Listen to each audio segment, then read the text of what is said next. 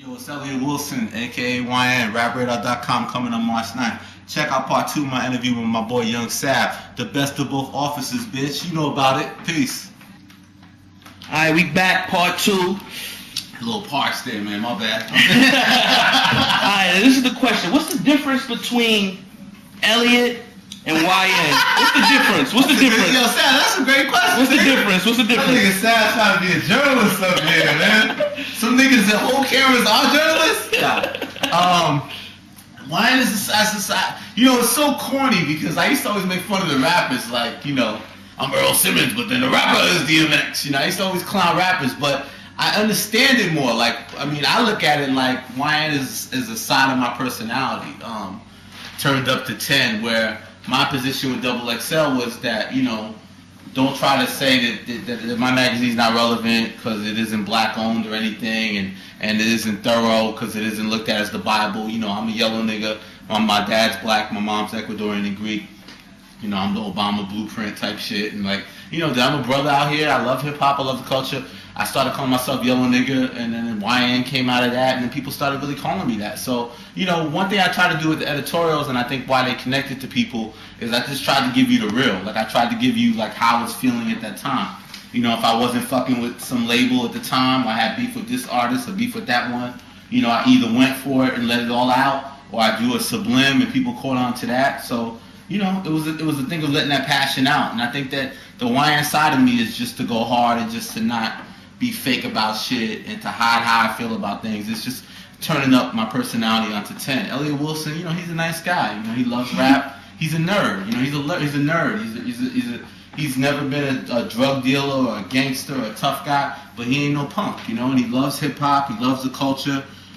He's passionate about it. He's a real dude. He pays his bills. He loves his wife. All that shit. But you know, when it's the hip hop arena, I turn the YN thing on. I go hard, and you know, I'm competitive, and I want to prove that when it's all said and done, I'm looked at as the top hip-hop journalist, you know, and I take that seriously. And it's only going to be me continuing to do great work. I can't live on the past, you know. It's all about the present and with my eye on the future.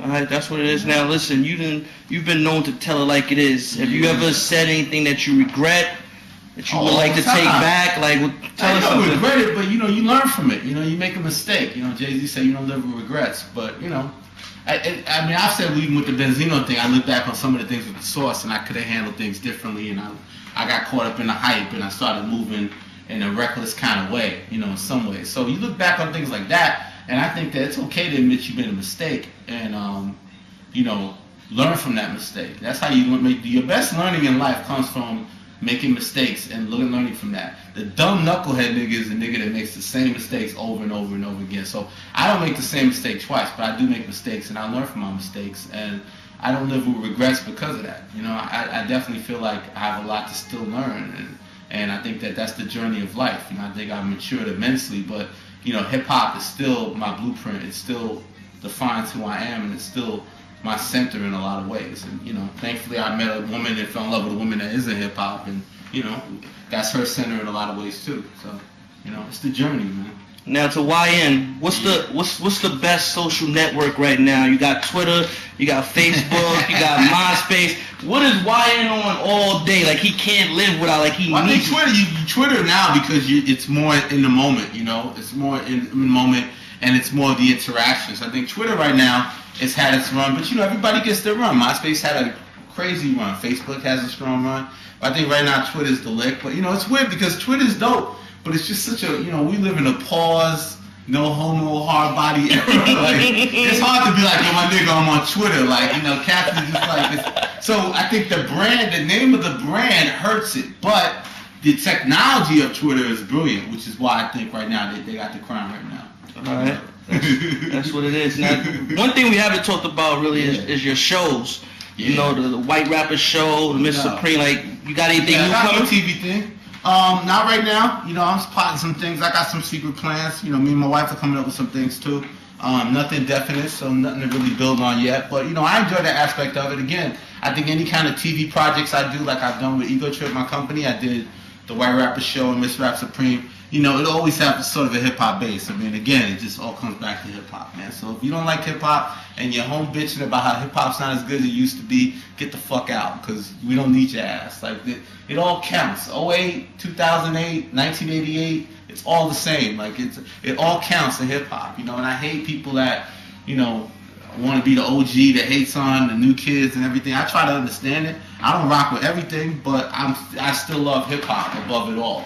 Just like I love basketball. The Knicks suck, but I love basketball, and I'm from New York, so I got to rock with the Knicks and go through the pain of the losses and love the league overall. And I feel the same way about hip hop. So, you know, anything I do outside of magazines or a website, whether it's television and hopefully one day film, it'll always have some kind of hip hop connection to it. Okay, now last question. You've done numerous interviews with big name artists, right? Yeah.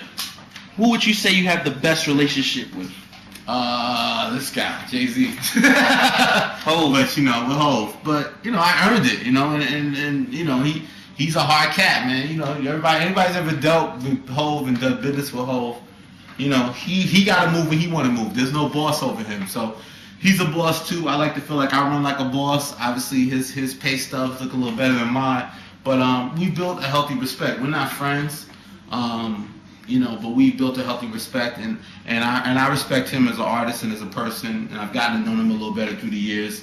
And I think when it's all said and done, you know, in some ways, not to be too arrogant, but I think in some ways we have a similar, in our fields, a similar mind state of having all this great history, but still feeling this need to prove that we're still the best to everybody. So that way, even some people that don't think we're the best, we want it to be undisputed. You know, undisputed. You know, and I think that's what I admire about him, and I'm excited about Blueprint 3 whenever the fuck it comes out, and you know, hopefully he doesn't Kingdom Come us and he comes with some hot shit, and you know, Hov's cool, but you know, I mean, I definitely never really crossed the line too tough with artists and become friends with them. You know, a lot of artists nowadays have seen me more in the last year or so than they ever saw me when I was at XXL. So I kind of try to keep that professional distance for the most part. You know.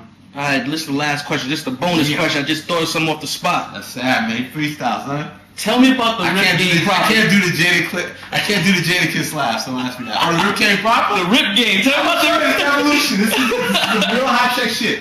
I'm a rap geek, so when I was a kid, Elliot Wilson, not YN, he's a rap geek.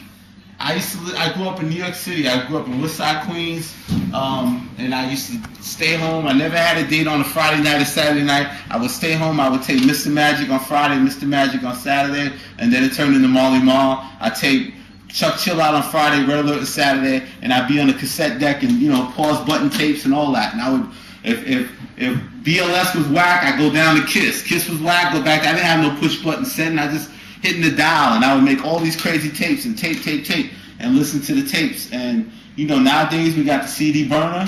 You turn the burner on, you take the blank CD up in here, you put it in this motherfucker, and then I just hit record, boom, boom. I don't understand why I'm the only nigga, and I'm 38 years old, that could take Hot 97 and take a song. Because, you know, I love my niggas in the New Music Cartel. Those are my niggas. But Hot 97 is still Hot 97, and artists need radio spins. So sometimes the radio does get the record first. So if NMC gets it first, I'm rocking with my niggas over there. If Hot 97 gets it first, I'm rocking with my niggas over there. I'm Switzerland, man. I'm here to get the new rap. If the new rap comes through my computer, I hug the computer. New rap comes through my CD burner, I hug the CD burner. So I just literally hit the button, push the button like Grand Poobah, boom, put it in there, rip the MP3, and share it with the masses, man. It's music, man. You gotta share that shit, man. You know, if Bubba wanna hit me with an exclusive when I got Rap Radar, I'm not gonna argue about that either. But until then, I got my pause button right here in the Hot 97. I'm online. I got my rapper shares, my Edgar uploads, my Z shares. I'm staying close to the NMC. Shout out to SK. Shout out to Low Key. Shout out to Splash. Shout out to Mr. X exclusives, man. And hopping on Smash. I got them all. Did I get them all set up? I think I got them all. Shaking them? My niggas. Two dope boys. My niggas. Shaking Mecca. My bad. That was close to 6 of them. There's a lot of niggas. There's a lot of. Shout out to all the niggas. But I fuck with I-97. Shout out to my girl Angie.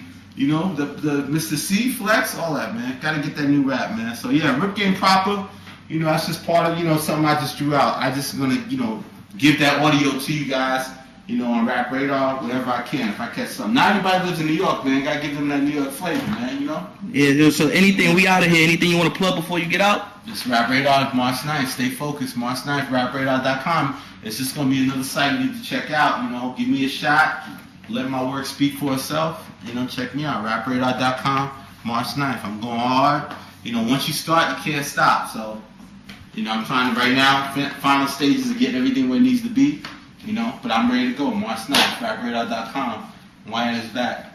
That's what it is. Signing out from the Rap Radar Mansion. Yeah. We out. Peace.